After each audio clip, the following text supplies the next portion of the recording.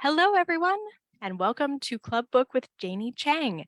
My name is Amy Lynn Green, and I am a Minnesota-based historical fiction author, but more importantly, I am a reader of historical fiction. And I love chatting about books with my fellow readers. So for today, we have The Porcelain Moon. But before I introduce our guest tonight more properly, let me take a moment to tell you about this program. Club Book is a program of MELSA, the Metropolitan Library Service Agency, made possible through Minnesota's Arts and Cultural Heritage Fund and coordinated by Library Strategies, part of the Friends of the St. Paul Public Library. Dakota County Library is the library who is co-organizing this event. We also want to take a moment to thank our partnering bookseller, Red Balloon Bookshop, fantastic store. If you'd like to purchase The Porcelain Moon from Red Balloon, there's going to be a link in the live stream comments. You can have it shipped to you, you can pick it up, and they can even deliver it to your door if you live locally. So take a moment to check that out. Also, another housekeeping note, in the comments, you will also find a survey link. Melsa would love to hear your feedback on tonight's event. It's really quick and easy. You can click on it after the event and tell us what you think. And now on to introducing Janie to all of you. Janie Chang's best-selling historical fiction is inspired by her Chinese ancestry, as well as that culture's rich folkloric traditions. She gained a loyal following with Three Souls and Dragon Springs Road and reached a still wider audience with the 2020 release of The Library of Legends. Set against the Japanese invasion of China during World War II, this book club favorite centers on a group of student refugees who flee Nanjing with a priceless treasure, a 500-year-old compendium of ancient myths known as the Library of Legends. Chang's newest novel, The Porcelain Moon, is set in France during the waning days of World War I. It spotlights the untold story of 140,000 Chinese workers brought to Europe as non-combatant labor during the Great War. Fellow historical fiction writer Kate Quinn says about it, The Porcelain Moon exhibits Chang's signature trademarks, lyrical prose, deftly drawn characters, and skillful excavation of little-known history to give us a rare jewel in a sea of wartime fiction. I know those of you who have already read it resonate with that description, and those of you who haven't, you're in for a treat as you hear Janie share about it. So Janie is going to introduce her book a little bit for us, and then we're going to take time to go through some questions that I have as a reader, some questions that all of you submitted in advance. But if you're just stopping by and you have a question as well, you can submit that question in the comments thread on Facebook, and our tech manager will wing that our way so that I'm able to ask those if we have time at the end of the event. We'll get to as many as we're able to. I know Janie has a lot to share. If you'd rather contribute a question more anonymously, you can send a private message to Club Book on Facebook or send an email to clubbookmn@gmail.com. So enough from me. Janie, we would love to hear a little bit more from you about The Porcelain Moon. Hi, everyone, and thank you so much for inviting me to be on this program. I'm absolutely thrilled, and Amy has shared with me some of the questions that have been sent in, and they are really, really good. I cannot wait to jump into answering them. But first, I guess I'll step back a little bit and talk about The Porcelain Moon. It's set in World War I France in the week before the armistice. And the two main characters are Pauline and Camille. Pauline is a young Chinese woman living in Paris, working for her uncle's antique store, and she's an orphan, and her uncle is about to arrange a marriage for her that's going to send her back to Shanghai. She's not real thrilled about that. And Camille lives in the town of Noyelles-sur-Mer, which is near the Western Front. And she is also not very happy because, well, she's in a very bad marriage. So Pauline runs away to Noyelles-sur-Mer because that is the main camp for the Chinese Labor Corps. And she's hoping to find her cousin Theo, who's like a big brother to her, who will advocate for her, who she knows will try and get her out of this marriage because she does not want to go back to China. She feels Parisian. And as for Camille, we find out that she is trying to escape from Noyelles-sur-Mer and from her terrible marriage. And the two women's paths cross. And in doing so, they realize that they are in far more danger than they first thought because of their connections to each other that they did not know before. And then they have to make a terrible decision that binds them together for life. And what I would like to do now is give a very, very brief reading, basically the second half of the first chapter, just to give you a feel for what it's like in 1918 near the Western Front. And this is told from Camille's point of view. Camille peeped through the bedroom window, the clenching tightness in her shoulders not easing even after her husband walked out the door. The clank of rusty hinges carried through the still morning air as Jean-Paul yanked open the garden gate. His gait was slightly bow-legged, a legacy of rickets and malnourishment, a poverty-stricken childhood. He turned south where the road forked toward the village of Noyelles-sur-Mer. A cloud obscured the horizon, dimming the early sunlight, and for a moment, all Camille could make out was Jean-Paul's silhouette, the canvas knapsack turning him into a hunchbacked monster. A slight injury early in the war and his stated occupation of railway worker, essential to the war effort, had allowed him to avoid further military duty. Jean-Paul used to come home between shifts, but as the tolls of war mounted and more men enlisted, the railway put their remaining crew on longer and longer shifts, sometimes for 72 hours at a time. But even those absences weren't long enough for Camille. Moments later, a small donkey cart came over the rise, their neighbor, the farmer Fournier, with a load of winter cabbages. Old Fournier was easy to recognize, his broad figure draped in an indigo blue smock, driving a red cart, bright slabs of color against the dull yellows and browns of harvested fields. The scene could have been painted by Cézanne. The cart stopped and Jean-Paul climbed down beside the farmer. It was market day in Saint-Valery-sur-Somme, across the canal beyond Noyelles, undoubtedly Fournier's destination. Jean-Paul would jump off at the Noyelles train station for another long shift on the Nord, the Northern Railway line. Camille didn't know what else her husband might be doing, and she didn't want to know. What mattered was that he would be away. She lay on the bed and gave in to a moment of weariness, waited until her churning insides calmed, nausea subsiding as her body understood it was safe for her muscles to loosen and breathing to slow. She turned over so that she faced the window, not wanting to smell Jean-Paul's hair oil on the pillow, the sour sweat of his body on the sheets. She would change the bed when she came home from work. If he was away overnight, then she could sleep alone in luxury, her limbs sliding under clean linen scented with lavender, her body longing for. No, she wouldn't think about him or what she had to do on her own. At the mirror, she pressed more powder above her left cheekbone. The bruise beside her hairline had faded since the previous day, and as long as she stayed indoors, away from bright sunlight, it wouldn't be obvious. She tied a kerchief around her head and tugged a stray lock to fall across the yellowing mark. In the kitchen, she boiled some water and dried a few mint leaves in a mug. She didn't mind going without coffee, but of all the ration foods, she missed sugar the most. After a slice of last night's baguette with some cheese, it was time to go. She rolled up a clean calico smock and stuffed it in her satchel for the ride into town. The tide had turned against Germany and its allies, or so the newspapers declared. There were rumors of peace negotiations and news of civilian unrest in Germany, where the Kaiser was being pressured by his own government to abdicate. But the end was in sight, everyone said, and then their armies would demobilize, their men return from the front, and she'd have to give up her job at the post office. She had taken her bicycle and attached the small homemade trailer to the back. She pedaled slowly through familiar farmland, the shrubbery along the road brown and soggy, bereft of summer's lush foliage.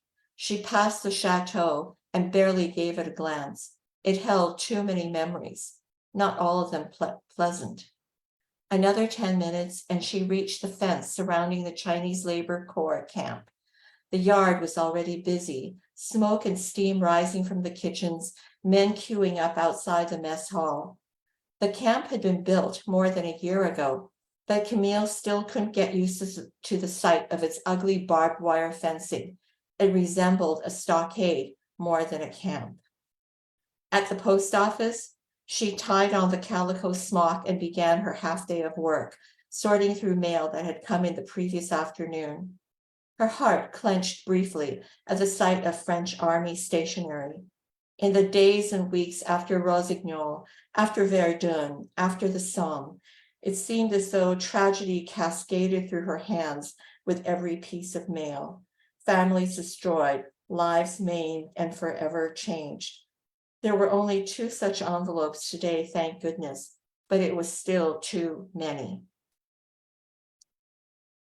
The Postal Service began hiring women to replace men who had gone to war, and it was all right with Jean Paul for his wife to work at the post office. It was a respectable job in town with modest but welcome wages. Camille suspected the real reason Jean Paul agreed was that it gave him a chance to get friendlier with the Dumonts, the postmaster and his wife, who were prominent citizens of Noyelles. Jean-Paul and Monsieur Dumont talked about the war, the price of food, and often as not, the disruptions caused by foreigners in their little town. British, Canadian, and Australian soldiers were stationed there, and there were also Chinese workers. On principle, Jean-Paul didn't like foreigners, not even refugees from neighboring Belgium, and the Chinese were decidedly foreign. He grumbled at newspaper photographs of brigades arriving in Marseille from Indochina, at accounts of British troops and Indian Sikhs marching through France on their way to the front. But at least they were soldiers. It's one thing to bring soldiers from our colonies to help us fight, even if they're only short little Orientals, he said. But these Chinois aren't going into battle for us.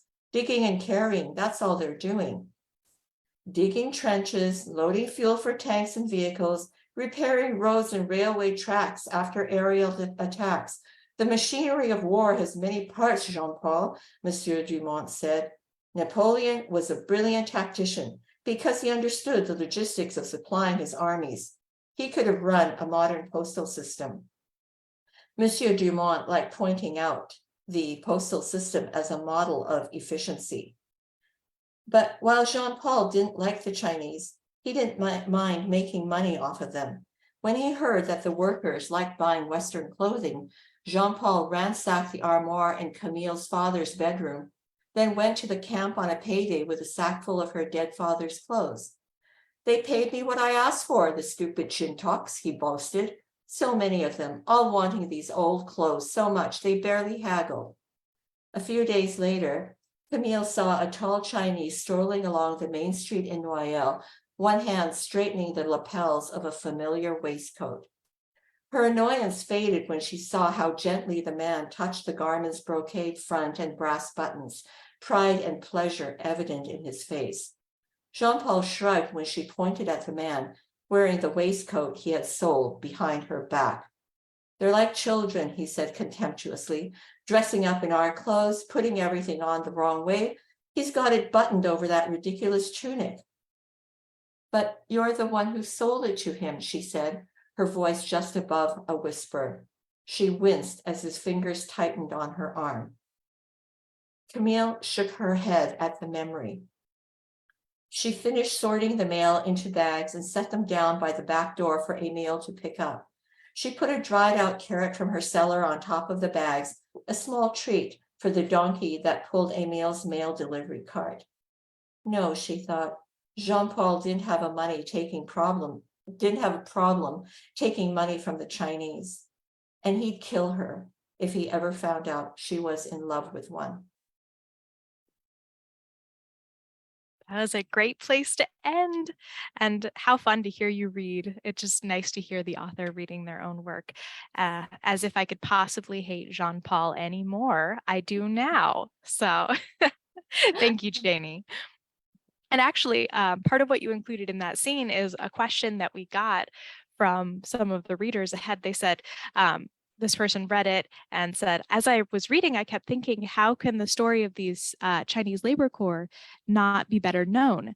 So this person wanted to know, how did you learn about the Chinese labor corps workers who came over in World War One, and what made you decide to base your whole novel around that historical fact? Well, excuse me, I have terrible hay fever right now. We have spring here sooner than you do in Minnesota. Well, I was researching my previous book, The Library of Legends, and totally by chance, I came across a news article from a UK paper talking about the city of Liverpool putting up a monument to recognize the contributions of the Chinese Labor Corps and the 140,000 workers who had gone over in the First World War.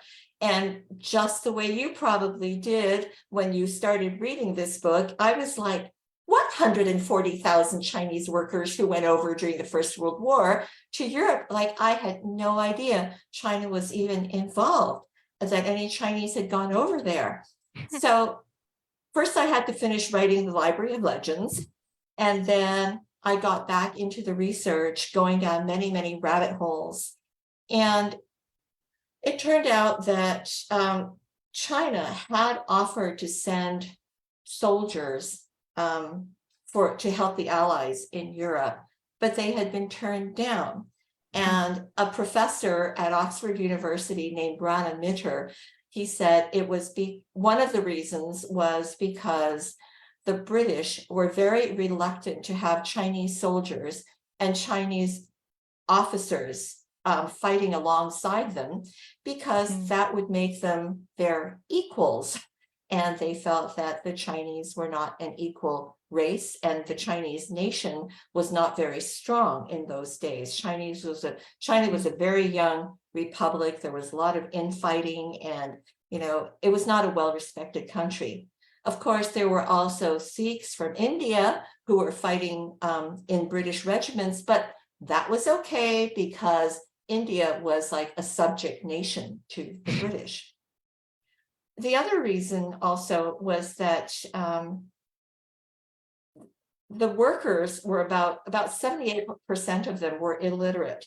They were mostly peasants, which meant that there wasn't a lot of firsthand written documentation, memoirs. To this date, we only know of 2 memoirs, one from a worker who was actually a school teacher, and another one from a young man who was a translator, and they wrote down their memoirs. And there are also a couple of other memoirs from the British side, but for the most part, it was as though the British soldiers just didn't think it was worthwhile writing very much about the Chinese Labor Corps. Probably the most documentation you'll see would be the YMCA, because the YMCA were sent to the Chinese Labor Corps camps to help teach them English, to convert them to Christianity, give them recreation, amusements and so on, for improving their morale. So there's sort of a lack of written documentation. And then the British themselves, even though they were meticulous when it came to military records, these Chinese were not military. They were there as civilian labor. They were non-combatants. So the paperwork was kind of sloppy, okay? And It's a lot of maybe work for you. well, it meant that I found that a lot of the books that I read, the reference books that I read, were really going back to the same sources over and over again. And then on the Chinese side, that was also really interesting. You would have thought that on the Chinese side, the government and scholars and academics would want to make sure that the Chinese themselves understood the contribution of these workers, but actually, no, for a number of reasons. The First World War was actually a really terrible time for China, and there were so many other things going on that were traumatic and affected all Chinese. I mean, it was the New Republic. The New Republic got a new president. The president decided he wanted to be an emperor, so that didn't work out, and the country had fragmented into territories controlled by warlords. It was just on, and so even though, and then what happened was the Chinese delegates went to the Paris peace talks in 1919, hoping that the contribution of the Chinese workers, some of whom were killed during the war, because there's a cemetery in Noyelles-sur-Mer for the Chinese workers, hoping that they would be able to sit at the bargaining table and get back some Chinese territory that had been ceded to Germany, but they got nothing out of it. And in fact, some of the territory that had been sort of leased to Germany ended up going to Japan. So all in all, it was just really humiliating and shameful. So, kind of glossed over the whole thing. And then, of course, after the First World War, things got even more tumultuous. There was the Chinese communists and the nationalists. It was the early start of the Civil War. The Japanese invaded China. Then we rolled into the Second World War. And basically, there was all sorts of stuff that just seemed more worthy of documentation than these poor peasants who had come back, and really left very little trace. Wow, I'm so glad that you took the time to tell their story. And I also, for those of you who are in book clubs and whatnot, the author's note in the back of here has so many fun, like, here's the real history that inspired this, and here are some real figures that some of these fictional characters are based on. And that would provide a lot of discussion for any book club you're in. I really appreciated that. Thanks for taking us along on your research journey, Janie. That was just really fun to hear about. I'm really hoping that if there's more interest in it, people will go digging further in the archives, because there's stuff that came out of the British Imperial War Museum and the archives of museums along the Western Front and so on. So there's got to be public interest for people to feel that it's worthwhile doing that digging. Yeah, wonderful. Yeah. When one of the things that I found interesting, so for those of you who haven't read the book, this is not a spoiler, but Pauline is one of our main characters and her brother Theo is working as a translator. I really loved the way you talked about how it's not just a language skill. It wasn't just communicating between people, but also bridging that cultural gap and some of the cultural differences that came up. Was there anything that was particularly hard for you to write about because it was based on something real? Or was there something in your research that you thought, I need to include this, but it's something that's very difficult? There are things in there that were very difficult because some of those workers, some of them were just kids, right? They were 18 to 40 years old. They'd never been out of their little village. They were farmers, and here they were seeing airplanes for the first time and bombs being dropped, people being killed, and they had been promised that they would be doing work behind the front lines, but front lines move, right? As the war progresses, regresses, whatever. And they ended up, some of them were clearing out trenches, and there was all sorts of horrible things in those trenches.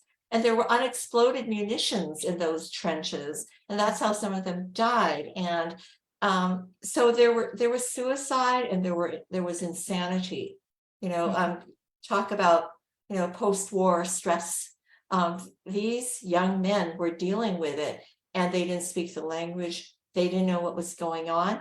And even though they were supposed to be civilians, because they were reporting to the British military, they were subject to British military law. So not only were they not familiar with Western culture, they were not familiar with what was expected of them under British military rule. So the punishments were very, very harsh because it was considered a disciplinary problem. So yeah, that was really bad. Yeah, very, I loved seeing it through the eyes of Theo and Pauline, though, who had great compassion, and that made even some of the difficult parts important to read, and really a riveting read all throughout. So let's talk about our leading ladies, Pauline and Camille.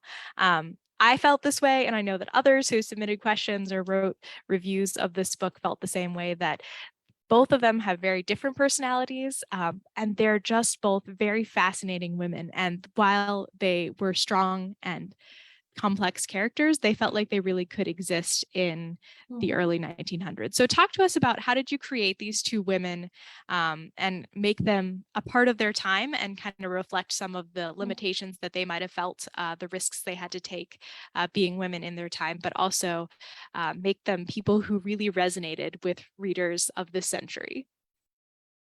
For For historical novelists, that's a great question. For historical novelists, especially when we write about women, we have to make sure that it is feasible and plausible for our characters to behave the way they do. Because, sometimes we get these comments, oh, I wish your character had been more feminist. But, 17th century feminism, and that term did not even exist the way we understand it now. Is not the same as 21st century feminism. So, for something as obvious to us as to, like Camille, get away from that guy. He's a terrible husband.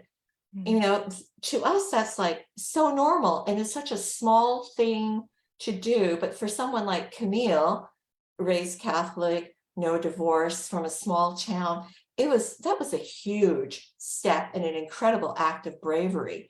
And for Pauline, who is raised in a very traditional Chinese style, and she's kind of straddling two cultures. On the one hand, she knows what it's like to be able to walk around in the streets of Paris, and on the other hand, she still remembers how restricted the life of girls and women were back in China.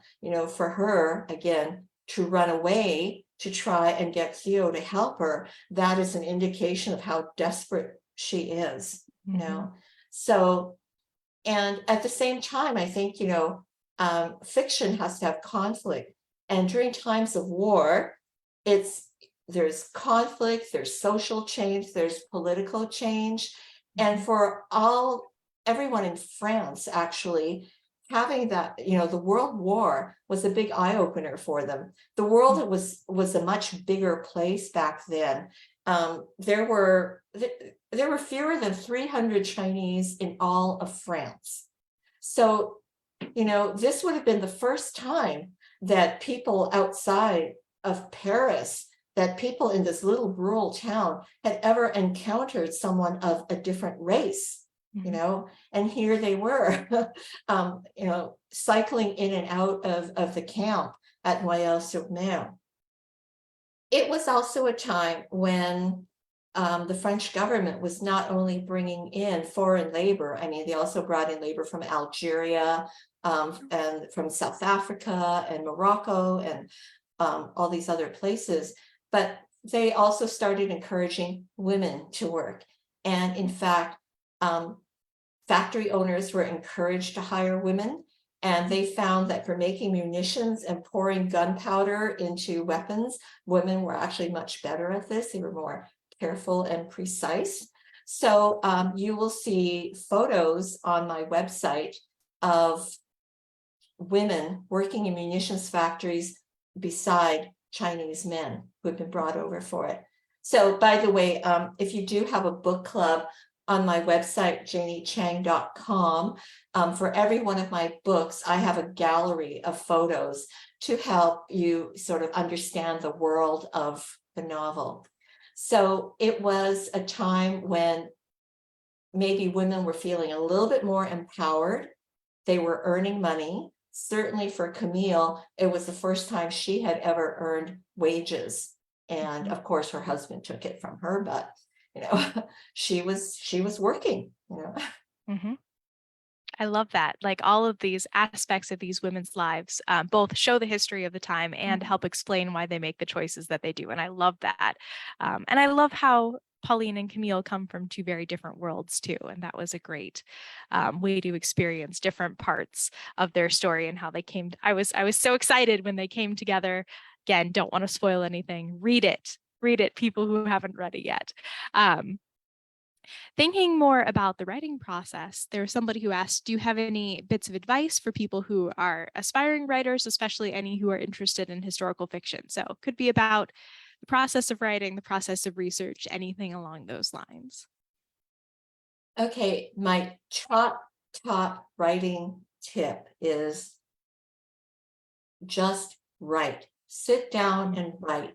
Don't expect it to be perfect, even if it's crap. Because when you're writing, I mean, when we write, we're basically drafting, and then we go back and we edit and we revise. So you can always edit crap. You can't edit a blank page. Okay. And I had a writing instructor who said something that really, really was so helpful. She said, get your story down, start to finish, then even if it's terrible, go back and you revise. You do revisioning. And she said, revision. You are revisioning your story. That's what revising is. So don't get discouraged if the story that you're writing down, seems really terrible, because believe me, we all go through these stages when we think, this is terrible. My editor will never have lunch with me again. They will never want another one of my books again.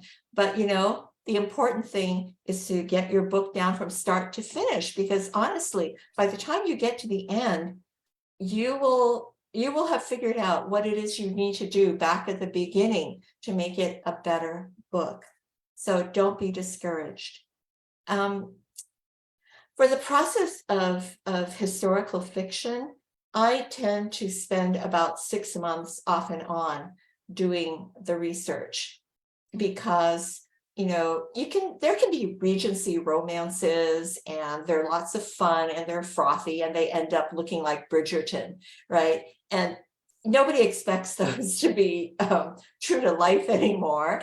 But I want my books to be as close to historically accurate as possible, while still allowing room for fiction, because fiction, the historical record is never complete.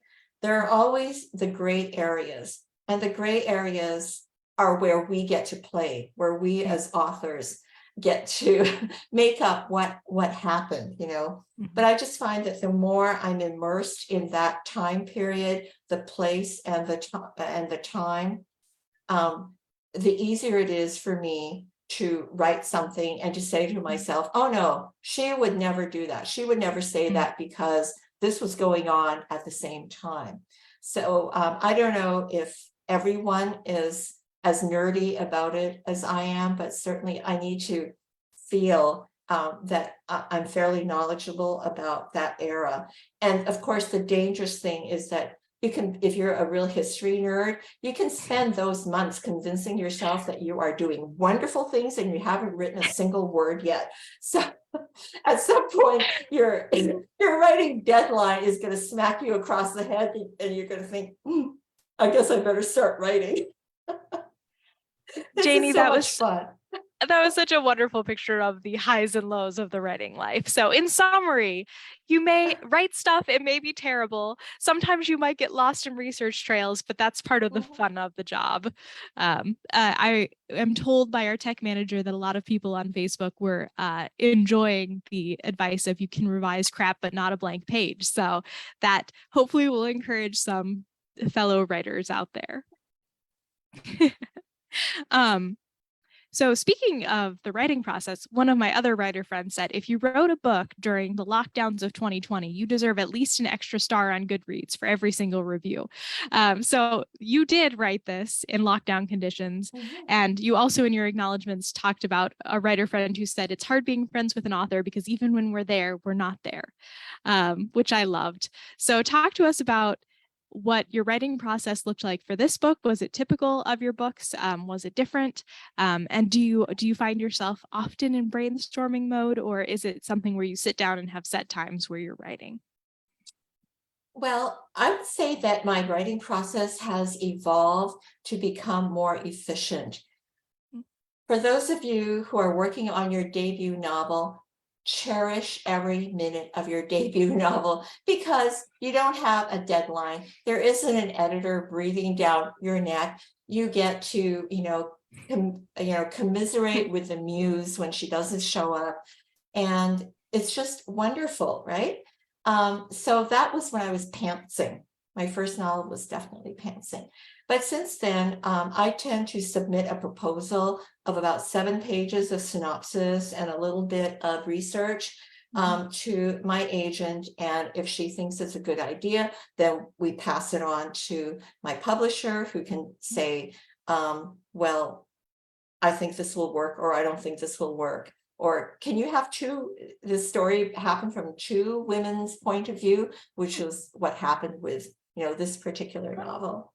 So, and we're always pushing our boundaries, writing from the point of view of 2 protagonists instead of 1. That was something, alternating chapters, which I hadn't done before. So I would say that if you can plot, it actually does make life easier, because generally I know how I want the book to start. This is usually what happens. You're standing in the shower and you have this brilliant idea and you have the first chapter scene in front of you. And then I knew how it was going to end. And the middle is what totally kills you, right? I see Amy's nodding, right? Yep. Because you have to keep, the middle is where you have to keep the momentum and the action going and, try and keep people interested in the book. I call it the saggy middle. And I find that if you can plot it through, the middle is not so saggy. You can get up in the morning and say, okay, now I need to get from H to J, and this is what needs to happen. Mm-hmm. And I just find that it's more reassuring that way. And Yes. the other thing is, I had great ambitions to go to France, to northern France, and do my research in 2020. And of course, that didn't happen. And I even got in touch with a professor that I met at the university in Aix-en-Provence, and he introduced me to a grad student from the University of Paris who was working precisely on the Chinese Labor Corps. Oh, wow. And I said to her, can you go up to Noyelles-sur-Mer, do this, go take a look and, tell me what you found. And she emailed me back after doing a bunch of research for me. She said, I can't go. It's totally locked down. The deputy mayor emailed me and said the town hall and the adjoining little museum are completely shut down. There's no one going into work. So she says, so even though she was just a train ride away, she lived in Paris, there was nothing to be done. So it just meant that I spent a fortune on reference books. Man, that is heartbreaking though. But I mean, books are wonderful and we love them, but I would have loved for you to get that trip to Paris for research for this. But you did an amazing job describing the locales, even just in the section you read. France comes alive really well in your story. So those print sources. Yeah. I mean, thank you to the internet. Thank you to my print sources. And also, I used to work for a company that had its European head office in Paris. So I've been to Paris quite a bit, and I've taken the train out to the countryside. So it was sort of this, okay, Janie, what did the countryside look like from the train? Amazing. So that was helpful. Yeah. Now, your comment in answer to that question sparks a question that I hadn't realized, which was which protagonist was originally going to be the only protagonist of the story? It was going to be Pauline, because obviously I'm going to write from the Chinese woman's point of view, and as it turned out, writing from Camille's point of view was also really helpful, because it was a way to see the Chinese and the war through the eyes of the French. Whereas with Theo and Camille, it was a way to see the war and the Chinese laborers through the eyes of, their countrymen, sort of thing. Yeah, that's what I would have guessed, but both of them are so well integrated and it's just so seamless that I can't imagine the story with only one or the other. So how neat that comment prompted a lot of depth in the storytelling, although I'm sure it was a challenge in its own way. Yeah. Oh, yes. And the thing about authors are really bad friends. So with all my book launches, I throw a big party, and it's not so much a book launch party as an apology party to all the friends that I've ignored for the past 18 months. And, Janie, you're just so relatable. This is the best. Like I love all of this, and I can echo a lot of these sentiments. But uh, you have a book at the end of it, and they get to experience a part of your life that they wouldn't if you were not an author friend. So that's really neat. Um, so I also want to hear somebody asked a question that relates to World War I as a setting and said, man, in our book club, we see a lot of World War II novels. We don't see as many set in World War I. Do you think there's a reason for that? Do you feel like it's something that we're going to see more of in the future? So talk to us a little bit about, you have set a book in World War II as well. So you clearly have a love for both time periods, but I would love to hear your thoughts. I don't know why that is. I mean, for example, when Downton Abbey came out, there was a huge surge of interest in World War One, but it was sort of World War One British aristocracy kind of a setting. Maybe it's simply because World War II is so much, it's so black and white. You have, you have good, you have evil. The US came into the war, so there was a lot of Hollywood opportunity. The Nazis were definitely on the evil side. And World War I is a bit more amorphous. It's sort of like Archduke Ferdinand got shot and then there was a war. Why? Why? Yes. And I think also World War II is closer to living memory. There's still people who can talk about it. So I think it's just that it's, we're so influenced by Hollywood, and Hollywood likes things to be simple. The heroics are black and white. And that's my theory. I don't know. No, I think that's a really good description. And I think what I liked about your story is, first of all, what other people said about not knowing that bit of history, whereas World War II history might be a little bit more well known. But obviously, with the Library of Legends, you can find things that people don't know about World War II as well. But I love that it's a slice of life of individual people and how the war mattered to them, even if we don't talk about the whole scope of what does Archduke Ferdinand mean to the average person. This is what does it mean to my life and to my family and how they relate. So I love that. Yeah, thank you for that.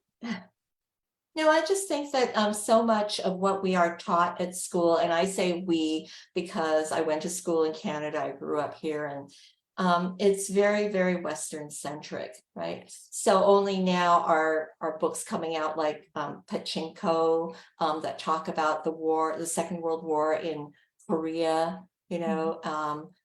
stories about the Japanese invasion of China, which is what I wrote about in the Library of Legends, that it was a world war, that there were things happening elsewhere. And yeah.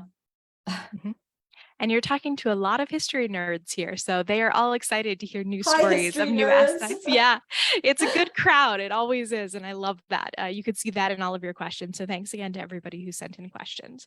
We're going to talk a little bit about what you have upcoming in your writing, because I would love to hear. I pre-ordered it already, so for all of you out here, The Phoenix Crown, Janie is co-writing with Kate Quinn, and it's coming out this fall.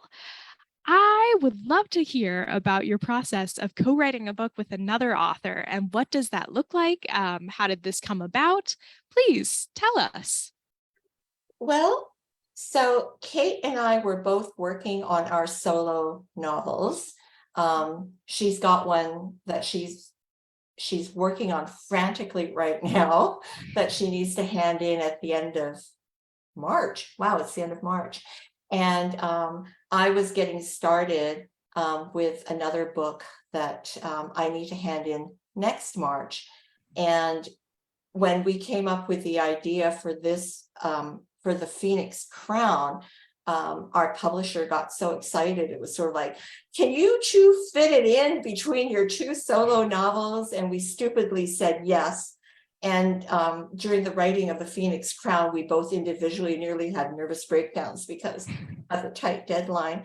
But Kate came to me and said that she'd always wanted to write about the San Francisco earthquake of 1906. And one of the things that she wanted to make sure she got into her book was the fact that the first original Chinatown had burnt to the ground. So everything you see of San Francisco's famous Chinatown right now was completely built after 1906, 1908, you know? And so she said, it would be great. She says, I have this idea for an opera singer from, who's going to be singing with the New York Met Opera. And I would really love it if we could have a Chinese female character from Chinatown so that we've got these two points of view. And I guess our first concern was, could we do this and still remain friends? Because What there's a great always question. that there's always that niggling concern, right? Business and friendship kind of thing. And then we thought, well, let's see if our agent likes it. So fortunately, we have the same agent, so that made things a little bit easier. And we holed up in a hotel together. Oh, the other thing she said was, because she was she's temporarily living in the Seattle area and I was in Vancouver, so we were actually in the same time zone and within driving distance of each other. So we holed up in a hotel room and we just sort of knocked out the plot, wrote up the synopsis, sent it to our agent, who said, not sure, needs, San Francisco, California. Could you throw in some New York? Could you throw in something more glamorous? Back to the drawing board, plotted it out again. And, and this time she loved it. Our publisher loved it. Slapped down a very intimidating deadline. And then we started working on it. And we had another meeting face in a hotel room. And I want to say, Excel is the greatest tool. So is Google Docs. Absolutely. And because we basically knocked out the plot chapter by chapter on Excel. So she would know what to write. I would know what to write, alternating chapters. And Google Docs allowed us to collaborate. And also it was like, neither of us are morning people, and that is so important. That's so true. And we discovered that we both have the same work ethic, which really helps, because that could have just sunk the friendship, right? Yeah. Oh, man. I'm so delighted by the thought of you guys huddling in a hotel room with an Excel sheet open, just frantically plotting out this novel. Well, Janie, what might be stressful for you is going to be something that makes a lot of readers happy. So we are cheering you on as you're working on your editing and revisions deadlines. So we just finished, we're handing in the copy edits this weekend, and there's already a beautiful cover for the novel. And I think the cover reveal will happen sometime in the next month or so. And, we're really happy with how it turned out, even though we nearly had nervous breakdowns in between. Yep. What's stressful for the authors is delightful for the readers. That is great. And for those of you who are listening to this and want to know more about Kate and what she does, there's also a Club Book episode where I was chatting with her last year. It's episode 128, and you can find it on clubbook.org or wherever you get a podcast. You could look that up and hear more about her last book, which was The Rose Code. But you also have a solo novel coming out then, Janie, that you somehow managed to squeeze a bonus novel in between. Is there anything you want to hint to us about that, or do you just want to tell us when to be looking for those hints coming out? Well, I'm good. I have a year to hand it in. The title is called The Fourth Princess, and I am really excited because it's not going to be about war. Because I have to tell you, when you I've done 2 war novels in a row, World War II, World War I, and the research is brutal. It really can be very, very depressing, the inhumanity that we are capable of inflicting on our, our fellow man. And but this one is not going to be about war. It's going to be set at, like turn of the century Shanghai. And it's going to be a Gothic novel set in Shanghai. And I'm just going to have fun. Okay. I'm going to have all the tropes: mysterious mansion, secret that needs to be uncovered, the glitz and glamour of, of Shanghai, and, the white population and the Chinese population, and behind it all, the downfall of the imperial city in Beijing, and, what's happened. Yeah. I'm so excited. That sounds wonderful. Because I love Gothic novels, right? I love Gothic novels. I'm a sucker for good secrets and intrigue. So I'm glad you get a chance to do that. I love the Porcelain Moon and I loved the details about the war, but I could feel the heaviness that you probably had to go through in order to write that. I do love how focusing on the two women provides a lot of hope. So for readers out there who are worried, it's not a depressing book, but it does sound like a kind of a fun change to be able to write something completely different. I really look forward to it. I can't wait to get started on that one. Yeah. So you mentioned that on your website, you have places where book clubs can find materials on your books. Is there any other way that readers can stay in touch with you, hear more about what you're doing so that they don't miss things like this fun cover reveal that you're going to be doing soon, or when you have more details and buy links for that solo novel coming out in 2025? Well, so my website is really easy, janiechang.com. And I have a Facebook page, and I'm also on Instagram. But the best thing you can do is sign up to my newsletter. And I'm just going to have a teeny little rant now about social media. I love it. Facebook, because when you follow an author on Facebook, we don't actually get to keep your contact information. It belongs to Facebook. So I don't know if you're aware of this, but as someone who uses Facebook for business, they are constantly changing things on us. They change the rules. They change the way that we get to interact with users. At one point, I used to be able to post on my author page, and all my followers would see the post. Then they started doing advertising, which means they only share your post to a few people, and they pop up with a little ad and said, but if you're willing to pay $30, we'll show your post to another 90 people, kind of thing. So, and if they ever go under, if they ever change things drastically, I just have no way of getting in touch with readers. So a newsletter is really the best and the best way to do it, right, Amy? Yes, absolutely. That is a great, don't tell Facebook, we love Facebook. We're using this Facebook Live right now. It's a great way to connect to people, but definitely sign up for Janie's newsletter. It'll be a better way for her. I always tell people I put pictures of my baby in my newsletter because I don't like those on social media. So, sometimes you can do things in newsletters that you couldn't do on social media anyway. It's great. I know. I've never put a picture of my husband or where I live or anything on social media. You have to be aware of people's privacy. And, and I've done giveaways on my newsletter that I don't do on social media. So, yeah. There you go, readers. There's another good reason to head over to Janie's website and sign up. I know there will be all sorts of fun news from her in the future. So, and Janie and I were just talking about before we started here how much it's fun to hear questions from readers and do events like this. So we are grateful for all of you.